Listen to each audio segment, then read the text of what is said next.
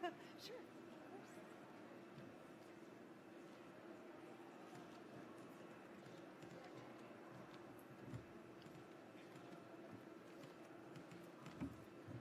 Do I need a microphone? No, I think you'll use up here on the podium. Oh, you want me to? So everyone will come up here. Yeah. Katie, are those just for the press Q&A? Okay, great. Thank you. Good afternoon. Welcome, everybody. Thank you for joining us today. My name is Courtney Beal. I'm the Senior Director for Global Engagement at the National Security Council in the White House. And we're very excited to have you all here for our first announcement in the Global Launch Lounge at the Global Entrepreneurship Summit. This is a session that will highlight efforts to break down barriers for women entrepreneurs. We're going to hear from several different partners making announcements in this area. First, U.S. Ambassador at Large for Global Women's Issues, Kathy Russell. We'll also hear from Heather Grady, the Vice President of the Rockefeller Philanthropy Advisors and the lead on the SDG Philanthropic Platform, and Radhika Shah, Advisor to the SDG Philanthropy Platform and Co-President of the Stanford Angels and Entrepreneurs.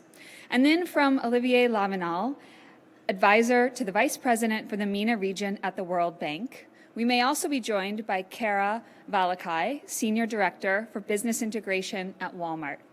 After each makes their remarks, we'll open it up to questions from you all, and then we'll be joined by Lisa Hogan, the Chief Development Officer at Kiva as well. So first, I'd like to welcome to the podium Ambassador Kathy Russell. Thanks. I think the biggest challenge for me will be getting on and off that stool without killing myself, so we'll see how that goes. In any case, Courtney, thank you so much. This summit is really a great opportunity for us because we get to showcase some really important entrepreneurs.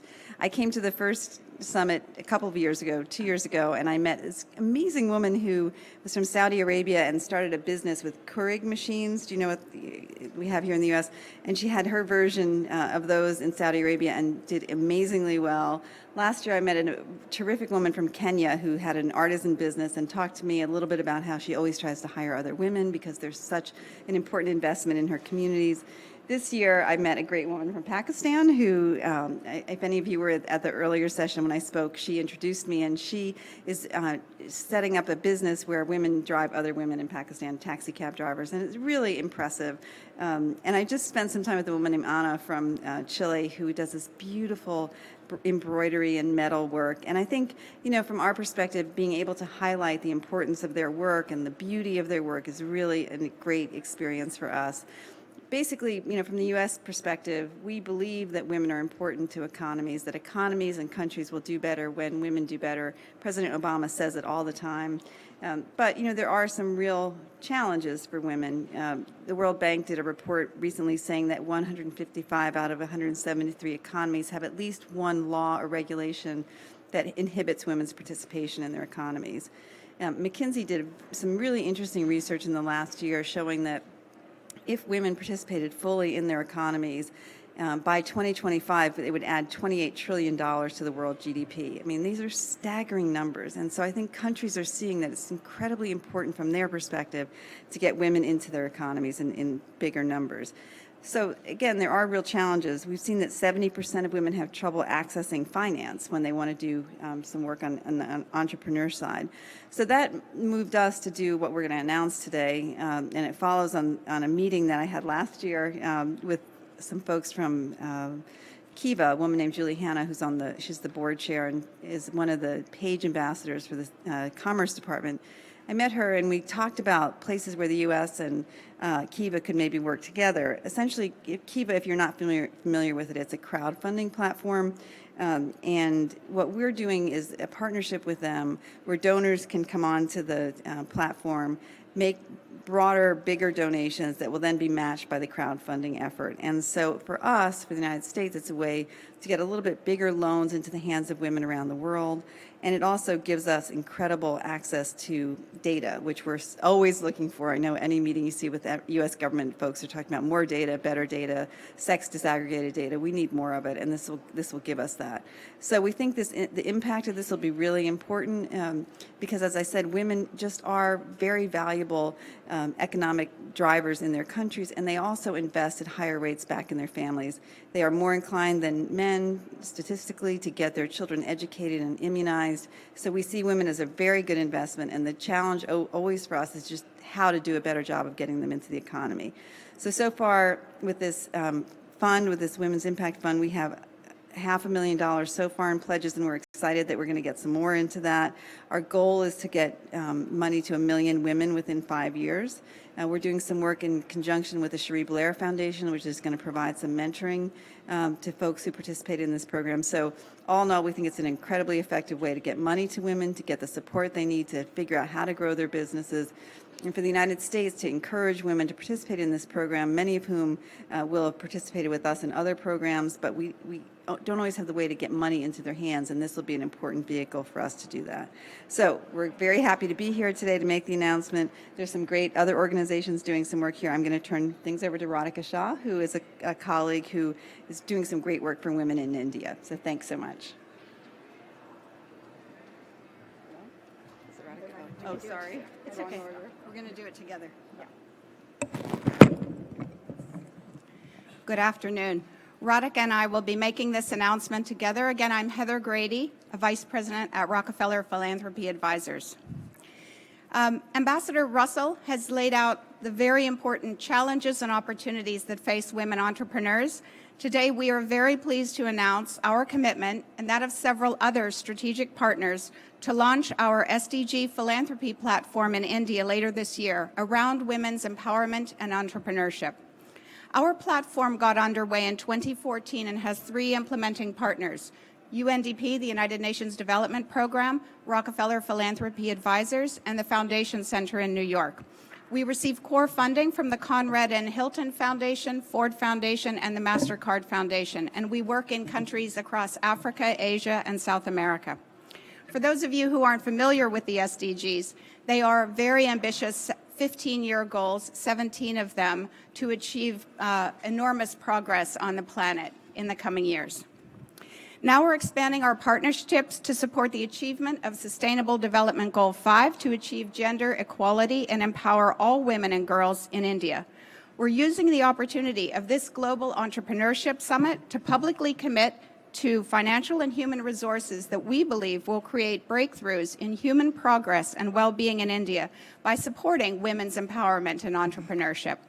Engaging philanthropy more deeply on the SDGs and strengthening our sector's partnerships with governments, the UN, civil society, and business is crucial to putting India and all countries on a path that is inclusive and leaves no one behind. In India, we will join with and bolster the efforts of many others to demonstrate the power and importance of women's empowerment and entrepreneurship. Radhika? Thank you, Heather. So good afternoon. Thrilled to be here with so many mission-aligned people focused on advancing SDG 5 and having women be agents of change, positive change in the world. Partners already committed to working on this include the Dasra Network, the Miller Center for Social Entrepreneurship at Santa Clara University, and the Motwani Jadeja Family Foundation. This partnership can achieve deep and sustained positive impacts for women and girls by ensuring women's empowerment and entrepreneurship are at the core of national and local SDG planning in India. In the spirit of Mahatma Gandhi's vision of a world that respects the dignity of every human being through empowerment, this effort will bring dignity, safety, education, agency, and economic independence to women by bringing very different but equally committed stakeholders to the table, including philanthropists from within India and outside, UN agencies, local entrepreneurs, social entrepreneurs, local and state governments, and many others. We will draw as well on the outstanding entrepreneurial and system-changing approaches from Stanford University and networks like Stanford Angels and Entrepreneurs. The powerful combination of local expertise and global insights will accelerate women's empowerment and entrepreneurship. Specific commitments today are as follows. The SDG philanthropy platform commits to raise $500,000 for the work in India, as well as use existing core funding to deepen and forge new partnerships. The platform has received some soft commitments from foundations and donors and welcomes GES attendees to participate in this launch funding as founding members of the SDG Philanthropy Platform India Founders Circle by helping launch the funding. And join as funders on this initiative. Talk to us afterwards if interested. The second announcement is around Dasra. Dasra commits to supporting the empowerment of 5 million adolescent girls and women to ensure that every woman and girl in India is safe, heard, and celebrated by creating a pan-India multi-stakeholder platform that will convene and coordinate resources and expertise and direct $40 million to scale the impact of adolescent girl-focused programs.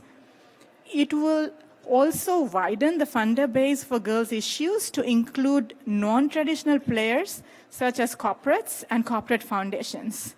I want to mention that Neera Nandi and Vishal from Dasra are visiting from India here. Feel free to talk with them. If you want to just raise your hand, Neera. Yeah. And we are excited to have them as partners. The third specific announcement is from the Motwani Jadeja Family Foundation. The foundation commits to supporting self-driven learning methods among children with a special focus on girls in India, aimed at the SDGs on gender equality and education. The foundation will provide at least $300,000 in support for this in the coming year. And again, I want to mention Asha Jadeja, the key force behind this foundation, is with us here today. Asha, if you would just raise your hand. And Asha does really, really good work around advancing women's causes in India, so she'll be happy to talk as well. Back to you, Heather. And finally, just to mention, our fourth partner is the Miller Center for Social Entrepreneurship at Santa Clara University. They commit to aligning the tested training methodology of the Global Social Benefit Institute Boost program to the platform's work, a mentored workshop that helps early-stage social entrepreneurs learn business fundamentals, improve their strategic thinking, and articulate a business plan. Focusing in India on businesses led by women or benefiting women and girls, this collaboration will help organizations and businesses in India expand their approaches to achieving SDG Goal 5 and many of the gender-focused targets across the other goals. So we thank you very much. We hope more of you will join us in the weeks and months to come.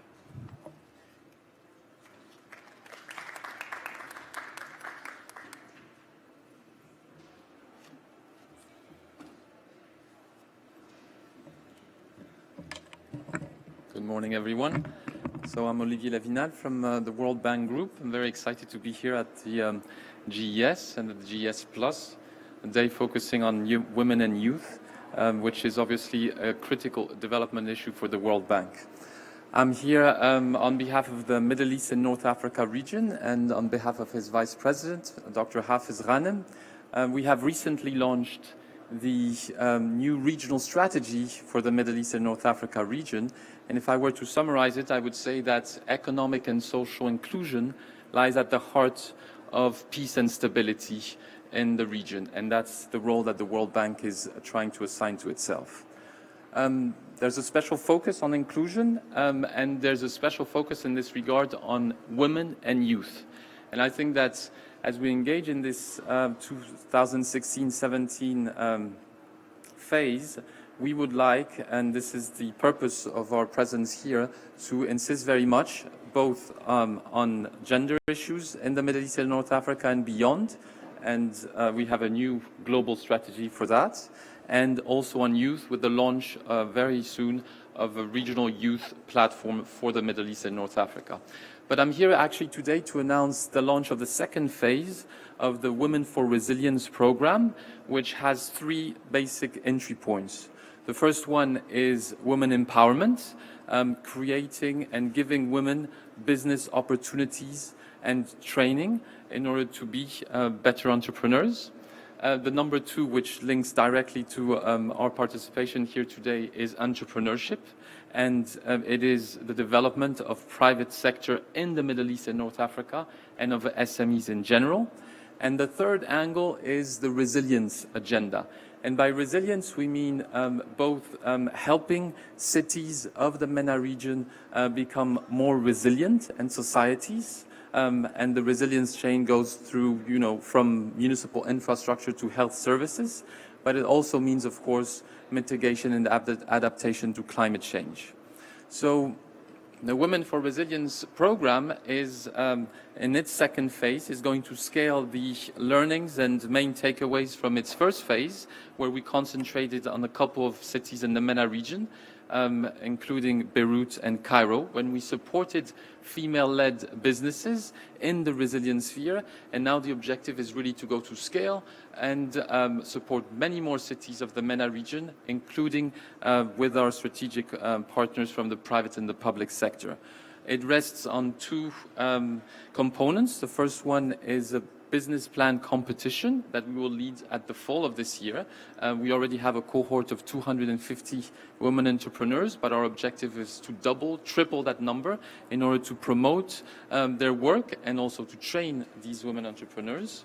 And also thereafter, we are working on the design of a fund that could support SMEs, be it women-led or women-inclusive. So we're very excited to be here today, very excited to participate in the next 2 or 3 days of meetings. We hope that we will meet partners who are interested, since we are announcing the launch of the second phase, but we very much hope that this will only be the beginning of an effort that we will increase in 2017 for the third phase and thereafter. Thank you very much. I'm happy to answer any questions you may have.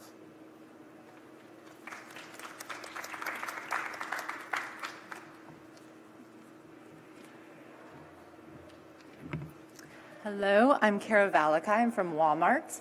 I lead international sourcing for our Women's Economic Empowerment Initiative. Today, I'm here to announce a report that's being released by the William Davidson Institute at Michigan University and Oxford University. This is a report that's going to look at 2 projects that Walmart worked on. One is what we call a direct farm project that's been going on for longer than 10 years, where we're sourcing from smallholder farmers in the developing countries where we operate. In addition, it's looking at a program that we launched a few years ago called Empowering Women Together, which is a project that sourced artisan products from developing countries and sold them on Walmart.com. Now, the impetus behind this report is that we continue to try to bring in small producers into our global value chain. And some of those small producers have been successful and been sustainable beyond the life of the project. And some of them have had very strong challenges that we have learned from and continue to adapt to. So the purpose of this report is to look at those factors that made some small businesses and some small producers successful and be able to give recommendations to small companies that are interested in sourcing to Walmart about what some of the basic criteria are. In addition, it gives recommendations to other retailers like ourselves on how you can engage with small businesses, and it also gives recommendations to NGOs and government stakeholders that might be interested in helping build out global value chains. I'm going to talk about some of the main findings from the report, and then I'm happy to answer questions after that. So one, integrating small producers is challenging for large corporations, and what it requires is patience, a multi-stakeholder approach, and a commitment to the long term. So really, not a single company or organization can do it alone. It really takes coalitions building and the opportunity to work together. In addition, retailers must set a minimum criteria for small suppliers so that they have a high likelihood of success. And it really should start the program knowing that the supplier would have a high likelihood of success to be in it. In addition, the assessment should incorporate aspects of not only the supplier organization, but also the product, the market, the ecosystem. So really thinking about the entire environment where that small producer operates. And in addition, both retailers and the wider ecosystem of government, NGOs, donor agencies, and foundations must invest together in creating an enabling environment for small producers. Happy to answer questions. Thank you very much for your time.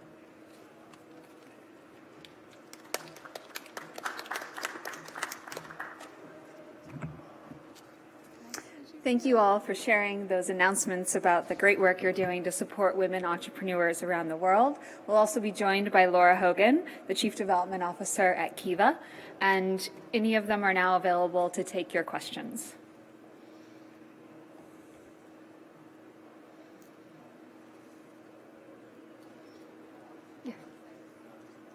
There's a microphone coming to you. I was wondering if you have some, I mean, and if any of you can answer this, but if you have some information or knowledge about initiatives that provide funding, that provide actually loans for women in using fintech platforms like blockchain and things like that. I was wondering if any of you might have some information about that. Basically, it's like, these are actually loans. So this is not really microfinance, but this is kind of like SoFi, which is a Bay Area company which allows, which gives funding by, like, let's say Stanford alumni would provide loans to students who are Stanford grads, instead of taking the loan from federal government or from other entities. And so there are these networks and platforms which are forming. And I was wondering if if anything is forming as far as women's funding goes. If not, I think this is a great startup opportunity, actually. Thank you. Would anyone like to take that one? Kiva focuses more on microloans on the microlending side. Hi, everyone. Kiva definitely focuses more on the microlending side. We are a platform to provide loans to women and men across the globe. We are getting into larger size loans. We're starting to get into that small and growing business phase, but only up to $100,000. So I agree with you. I think that there is a need for a platform that connects entrepreneurs globally to all the financing opportunities that are available to them, and I don't believe it exists, but I could be wrong. We may be interested in it. It's definitely a more complex picture than what we currently, than the network than we've actually currently created with our 300 field partners around the globe. The majority of them are actually microfinance institutions, so it would require a different set of partners. That being said, I think what we need to do first is to find out whether the small and growing business sector is actually interesting to our lender base. Because if we post a loan that actually isn't fully funded through the crowdfunding platform that we've created, then we may find that that's not really, there isn't an opportunity there. And so a couple of causes I've come across which touch on this, Asha. So I co-founded the Silicon Valley chapter for Ashoka, and there's an Ashoka fellow, his name skips my mind right now, who has created a solution for communities that have deep trust, Kiva-like, but within the community, people say if we had our group Stanford Angels, which is Stanford alumni students and professors, where there is deep trust and a sense of identity, people would pool money into a pool and then borrow from that. And people have high confidence that because it's a community that's tightly knit, then that would work. So there is, I think it's called Pool Something. There's an Ashoka fellow doing some very cool stuff around that. Another model, I have come across an entrepreneur who is looking at Pay It Forward, where we were talking with Russia. It was a very interesting model where people fund people, and then when you return the loan, you return it to someone else who needs it. And so there are many entrepreneurial models coming up, and I think might be good synergies with Kiva, actually. Thank you, Lisa. Great, thank you. Are there other questions? Hi, I'm Samida from the Times of India. I was just wondering if you can give details on what kind of funding would you do from the announcement that you made about SDG. Is there social and development specific startups which would be funded from that, or other areas also would be covered?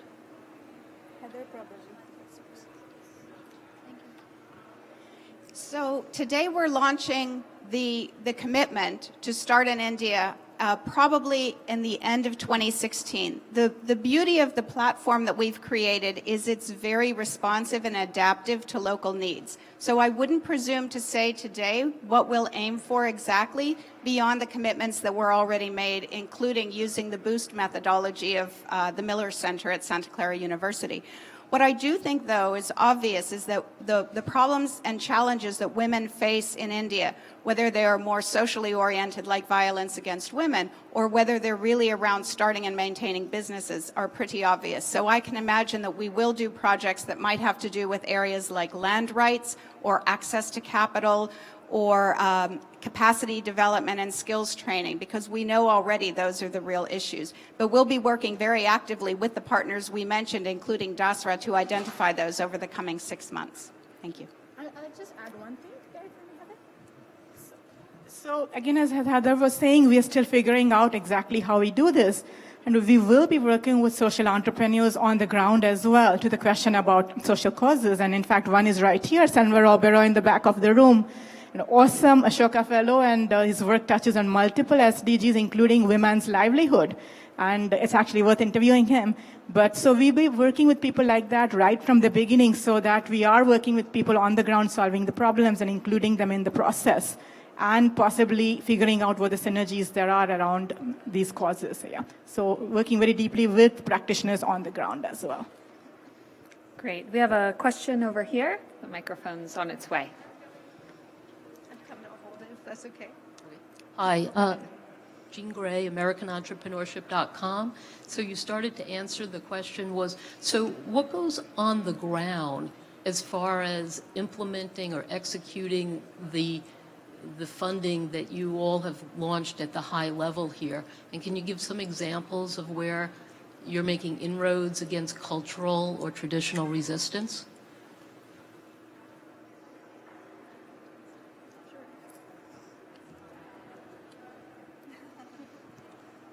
Well, thank you for that question. I think, from our perspective, what we're doing with this Women's Entrepreneurship Fund is working through the Kiva platform, and they have, I can't remember, 180 countries or some extraordinary number of countries where they're working.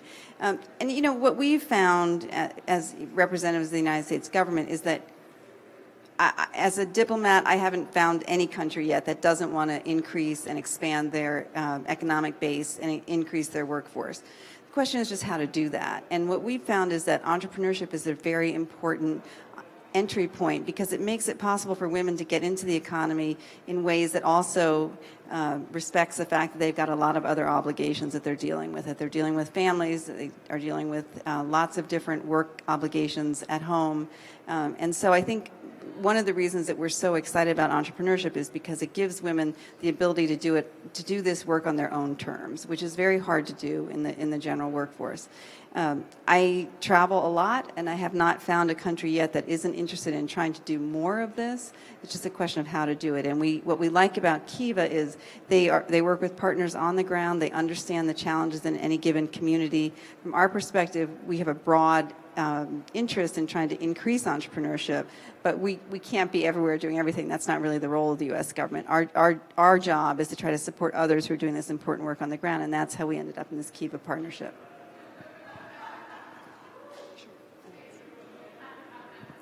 I would just add to that, as we said, our platform has not started yet in India, but I just returned from Ghana where it's up and running. And just to give an example, access to clean water is a real challenge across many countries, and including India and including Ghana. And so sustainability of water systems is not just a borehole that lasts for 15 years. It's creating a local entrepreneurial solution that really makes sure that everyone in the community has access at an affordable price. And I saw some amazing projects on the ground there. So we believe that global exchanges between people who are already working on the ground and others working elsewhere to find very good solutions is a strong way forward. So looking forward to delving into that.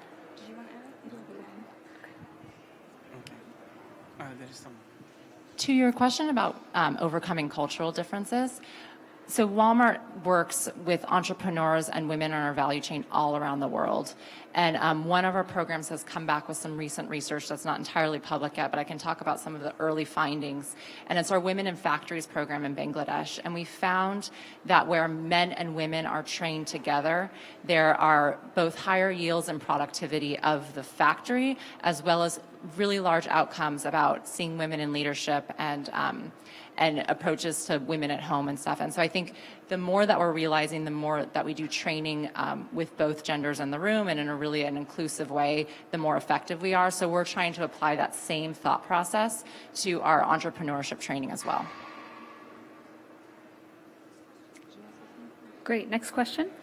Good morning. Ahmed Mahmoud from Al Ahram, newspaper Egypt. Well, I'm fascinated of what you said, and it's really very good. But then I will come from the last word that the ambassador said, how to do that. Because in an area like mine, when we have a lot of politics going on, sometimes politics affects a lot development. And this is what I'm really concerned to know. How can you avoid being in politics and working more in development, especially when it comes to the international bank and all these things happening there. So thank you very much.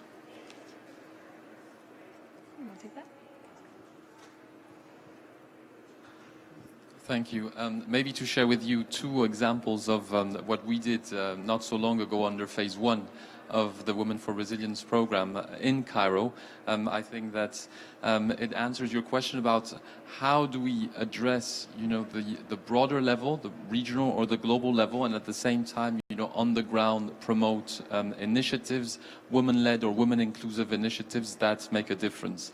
And the two initiatives that we've been promoting in Cairo are on informal housing and resilient housing, an initiative that has pushed that, a business actually that pushes that, which is essential in Cairo. And another initiative is about the Cairo transportation system. I don't know, for those of you who haven't been to Cairo, if you realize how difficult it is to get from one place to the other, but a company has developed an app that allows to streamline the public transportation in Cairo and make there on a daily basis a difference. The one point I wanted to add also is that it's important, and we're very mindful at the World Bank that all these initiatives get connected to each other, and that there is sustainability between the different phases.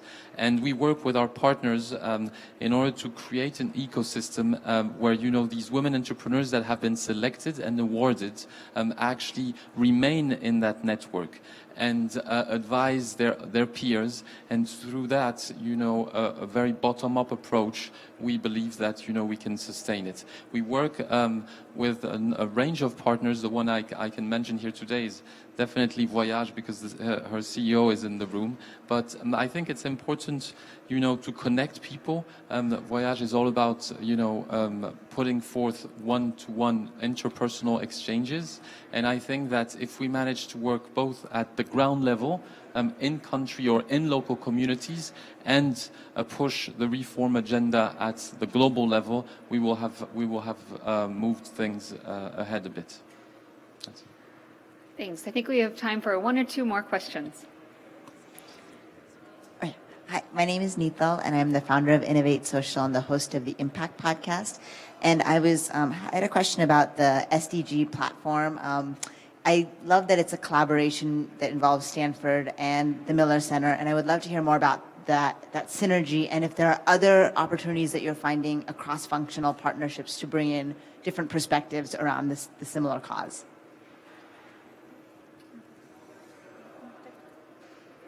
Yeah, and so one of my roles, Nita, here as an advisor at the platform is bringing those kind of tech innovation synergies to the platform, because the thinking is that the SDGs are so ambitious, and yet we need to deal with the poverty, hunger, gender equality. And so it's going to take everything, money, but also very different ways of doing things. And I'll give you one specific example of how we are bringing these synergies. There is a brilliant professor here at Stanford, Professor Ashish Goel, who has developed a participatory decision-making system, which is online. So now hundreds of thousands of people from different parts of the world, wherever they're based, can participate in any critical decision. City of New York is using it for budgeting to involve citizens. We are looking to bring solutions like that to give agency to civil society and citizens, in this case, women and girls, in things that affect their lives. And bring this, because these solutions are all based on the internet, they can be taken from Stanford and brought to all over the world. And because we are partnering with the UN, UNDP, we can also scale this across the world at a whole different level. So the way we look at this is bring innovation from these universities, some methodologies, technologies, work with partners who can help scale, and then advance the causes. Another example is another of our professors here, Andrew Ng, who founded Coursera. He has come up with a way of democratizing access to education. He's also an advisor at the group Stanford Angels and Entrepreneurs that I lead. And one thought we have is if we can bring that for training, again, Coursera has transformed computer science education across the world and democratized it. We could do this for different kind of training for women and girls with technologies such as this. So those are a couple of examples. There are several others, but this is the kind of partnerships we hope to bring together. That's good. Okay, great. So one last question. Thank you. Okay. My name is Malachi Leopold from Trep Life. I have one quick comment to make and then I'll ask my question. I always love to see Walmart here doing things like this because I feel like you guys have got such a big target on your back that people love to hate on that. But I think that the scale at which you guys are, that when you guys do things like this, the impact you can have is massive. So I just want to express appreciation for that. The question I have is that Dell just published these new findings on the women's entrepreneur cities. Part of the data that was interesting, I was talking to Elizabeth Gore this morning, is that the cost for women to reach profitability is higher than men. And there's one of the reasons for that is that there's a disproportionate burden of childcare, for example, or elder care on women versus men. And so the cost of that either comes out because they have to take more time out of their company, or the money has to come from the company to take care of those services. So the question I have, which could be in India or elsewhere, are you either seeing or hearing anecdotally or seeing from data that you're gathering that even when you're providing education or financial assistance, that you're hearing and seeing the need for other kinds of enabling kinds of systems or just other support to be able to then provide resources that are going to be more necessary for, I think you follow my general direction. Are you finding that that's a need as well? Thanks. It's actually a really good question because from my perspective, it really hones in on a key challenge that we face, which is that in the past, I think we in the United States and others in the development community have looked at women's issues in segments, right? So we're doing women's economic empowerment, or we're doing girls' education, or we're doing gender-based violence training, or women's political participation. I believe strongly, and I think we are trying to move in this direction, that we need to address this issue in a comprehensive way, looking at the whole spectrum of women's lives and recognizing that there are different challenges at different times, that they're all related to each other, and that whatever work we do, whatever programming we do, whatever policies we try to implement will be more successful if we understand that and if we take those needs into account. And so, for example, now, when we do women's economic work, we are always mindful and thinking about whether we should be doing gender-based violence training as a part of that, because we have seen that women get a little independence economically, there tends to be a little uptick in violence. We know that happens frequently, so we've got to plan for it. We've got to address it. And so the U.S. government, the president announced last year, actually when we were in Kenya, that we would do work in 2 focus countries. We're starting in 2 places, and we're starting in Malawi and Tanzania. We're working kind of across sectors there. We're working across the U.S. government with our multilateral partners, our bilateral partners with private sector, and really seeing if we can address these issues in a comprehensive way, which I think at the end of the day will be the most effective way to make change and to really move the needle on these issues that are very complex and very difficult. And I would just add to what Ambassador Russell said, it's an excellent question, and I want to take the long view. The beauty of the Sustainable Development Goals is it's saying this is what we have to achieve in 15 years, but this is where we have to start now. And there are so many different dimensions. But if you look at countries like Sweden, their economy is very successful in part because of how they have given family leave and paternity leave and really integrated that into their political and economic system. And it makes for more well-being for individuals and a stronger economy. That's why when we launch in a country like India, we don't just talk about women's entrepreneurship. It's exactly as you said. It's women's empowerment and entrepreneurship because they are very linked. Great. Well, thank you all. Maybe afterwards, if you have a question for someone, some of our speakers will be available. But thank you all so much for your interest and your questions. And please join me in thanking our speakers today.